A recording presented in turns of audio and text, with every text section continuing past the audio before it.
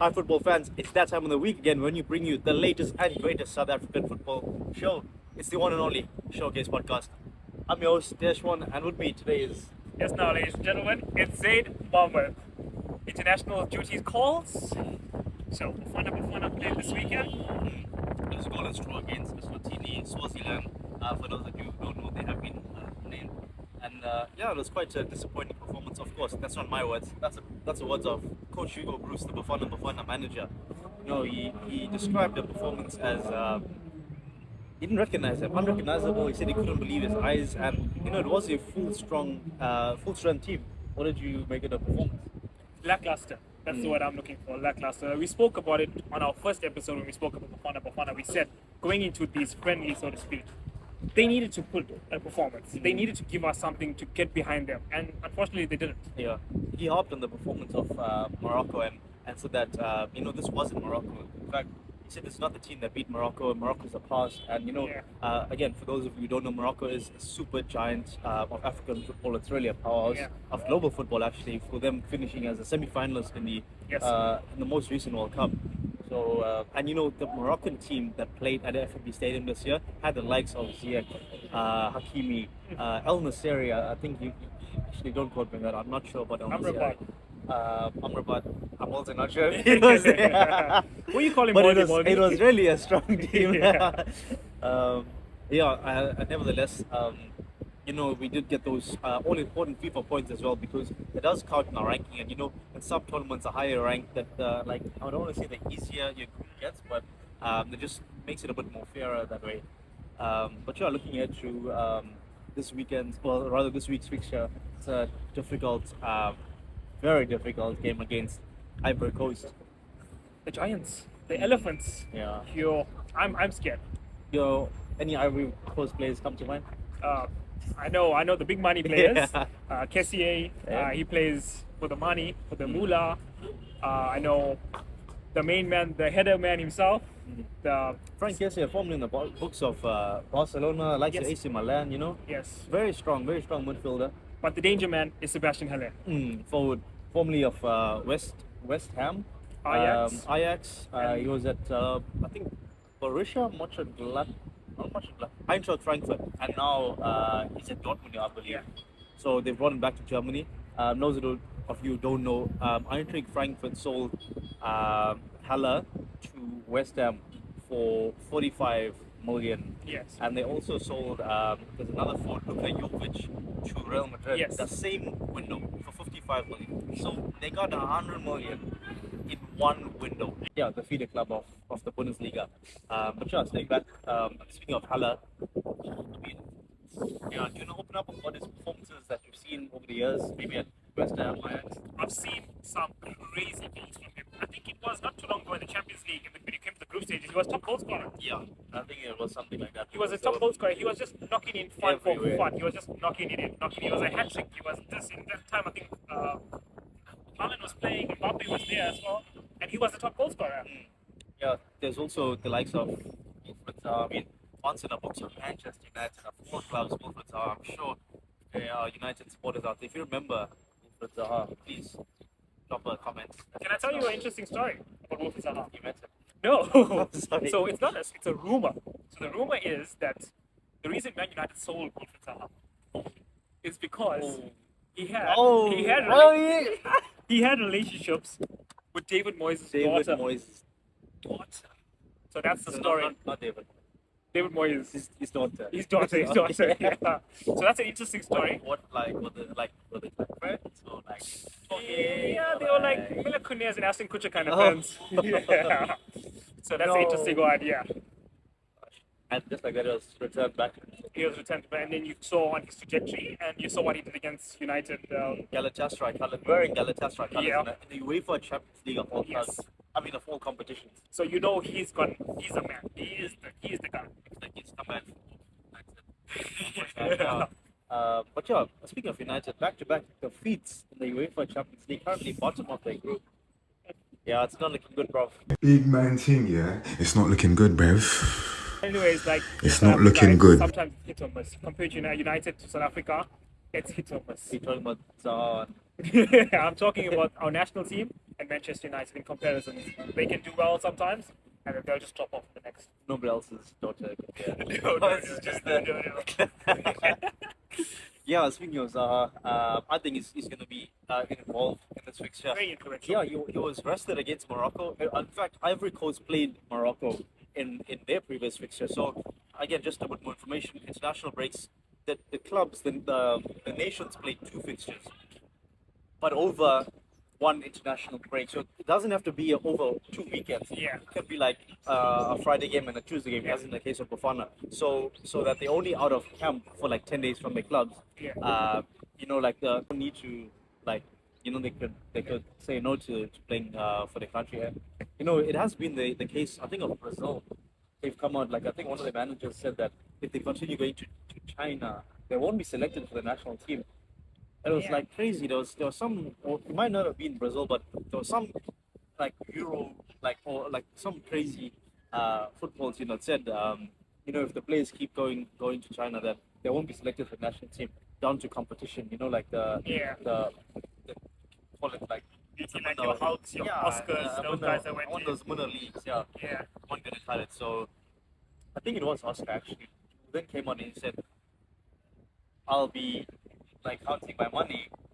When he said something like that. Ching-a-ling-lings. Don't say that. That's No. Oh, Yeah. The clanking is the sound of money. The sound of ching-a-ling-ling. The sound of money. Okay, cool. Back to Ivory Coast. Back to Ivory Coast. Yes, let's go for Ivory Coast. So Wolford's he's I do think he's going to be heavily involved against and Zaha, if you do hear this, please take it easy.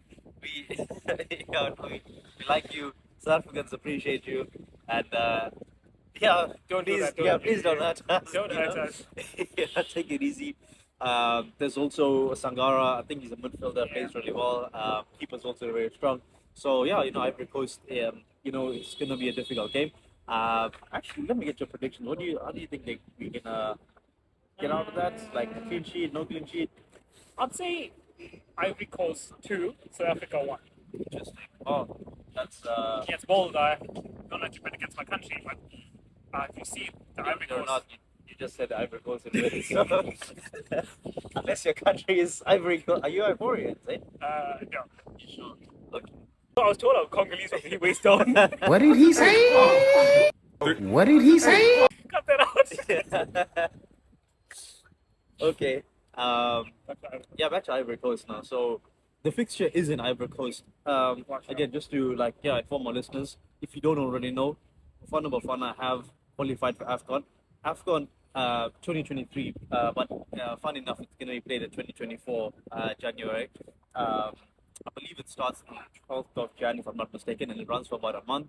And it's in Ivory Coast, so it's a great fixture for us to be playing. Ivory Coast, the host nation. And it looks like it could be the strongest, or at least a very competitive lineup. So it's going down as a friendly, but I don't think there'll be any love lost between the two nations.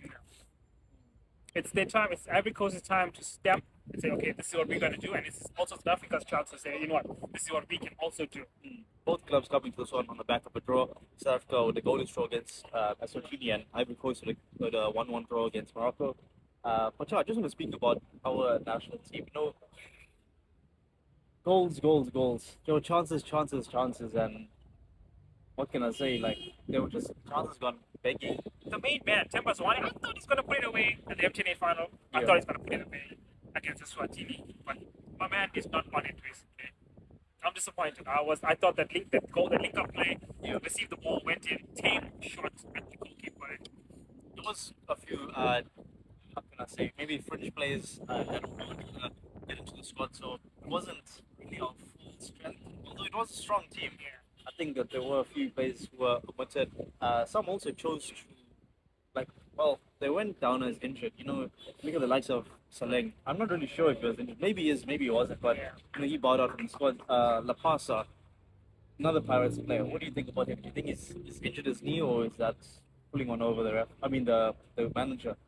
As a professional, I don't think that should be ever allowed. If he is pulling one over his coach, I feel a fine, a can't give him a 3-week suspension of, give him a 3-game suspension of South Africa, because as a professional, to represent your country, no matter the opponent, you have to go and there. If you are called up by your country, you have to go. It's not only him. Percy Tau also claimed to be injured, and I think he actually represented, or rather, he said it was family matters. I'm not mistaken. Yeah, and he played for Al Ali, so that just goes to show that I wasn't impressed by that. How do you feel about that? Like I said, if you are getting selected to play for your country, go and take it. If you're playing there, like I'm saying, we have abundance in talent. You are showing it on the greatest stage of all. But come and show us what you can do for South Africa as well. This is an opportunity for you to get used to the players, because we're going into AFCON. And this is the opportunity for us to get, okay, maybe if, like you said, French players are coming in. Yeah. Maybe like one of, like Percy Tau. Mayo came in, and I think Jana on the wing, if I'm not mistaken, he came. Or Mabella, that might be Mabella, sorry. He played in the opposite flank, and then they both supported Foster in the middle. It was Tim was running behind him, and then Prom and Samuel CDM for Mabella. Yeah, so I think it's a very strong team. But then if you look at the likes that Saleng, Percy Tau, and Lapasa, I mean, those are strong players. Those are like incredibly attacking players. Again, no disrespect to those that did come out, but let me ask you: if those 3 players were in the squad, possibly even in the lineup, do we score? Yes, That's the whole point. Lapasa, the hitman, he can do something. He did come on, like I said, cameo appearance. Again, like I don't really know what's up. Maybe again he's just doing some strength and rehabilitation. Pirates need him. Pirates are currently like in the bottom half of the log. They've been heavily involved in tough competitions and actually successfully they defended the title. So I'm speaking about the M10As for those who don't know. Throwback. But yeah, like I wonder if Jose Riviero, the Pirates manager, has told them, please just be careful. We need you desperately. It's very, very important for Pirates. Being the top goal scorer, and they need him back as they look to close that gap. Honestly, the bottom half of the log to top off. Yeah, do you think Bafana score against Ivory Coast? I think so, because if you look at the half chances, even the one Lyle Foster had from the corner and then you try to curl it in, they have half chances, and that's the issue with Bafana we have year in and year out, is goals are not going in. So I hope they score. I want them to score. I'll say Lyle Foster to score. The one. I know you predicted this one. I think Foster's going to be the one. I think Foster should score because he had the half chances. And he has been banging in the goals for Burnley. I think he's got 3 or 4 goal involvements across his 5 league outings, if I'm not mistaken. So keep an eye on that. But I think Foster, do the things, please. Do it. Yeah, show us how it's done. That, ladies and gentlemen, brings us to the end of this episode. It's been a pleasure, and don't forget to catch that Ivory Coast game. Peace.